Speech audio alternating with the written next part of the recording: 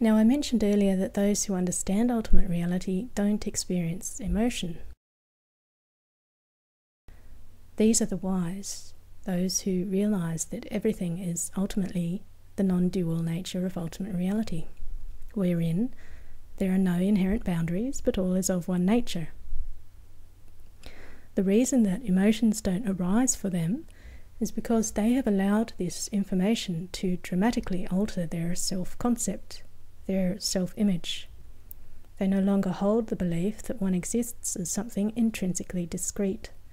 They've realized that the apparent boundaries between the self and the environment, or the self and one's neighbours, or the self and one's worldly possessions, are actually not intrinsically real.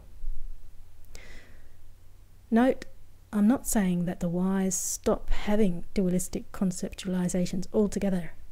They don't stop thinking or intellectualizing, for dualities are unavoidable for consciousness. By contrast to the wise are those with ego.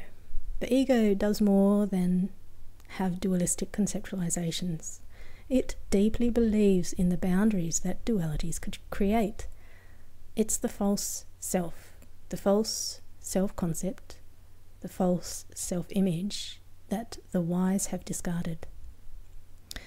The ego is the kind of self that believes that boundaries are really there. And the ego, fooled by this attitude to boundaries, wants to protect itself. Because it believes in its inherent existence, it wants to empower itself, to protect itself from pressures and impacts from the external environment. So this is the source of all emotionality, feelings of weakness, of loss, of fear, disempowerment, lacking and dissatisfaction. Feelings of satisfaction, fulfillment, power, completeness, happiness, joy, ecstasy, contentment. Feelings of being threatened, offended, insulted, of being angry, of feeling resentful, of being jealous, harmed, and so forth. So all emotion stems from the ego's worldview.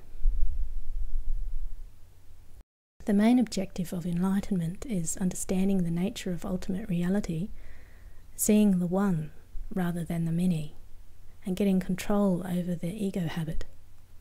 Wisdom is free of egotism. It is free of the habits that falsely interpret the mind's conceptualizing and the mental boundaries projected onto the world. It is free of the assumption that such boundaries and concepts refer to things that really exist discretely. So, to summarize very quickly, all emotion is the product of the ego's false interpretation of the world and the things that are experienced. All emotion is based on the false belief that things exist inherently, and, more fundamentally, that there is an inherently existing self that is subject to gain or loss from moment to moment. Wisdom, by contrast, is perceiving the nature of ultimate reality, and how all things are ultimately the one, the non-dual.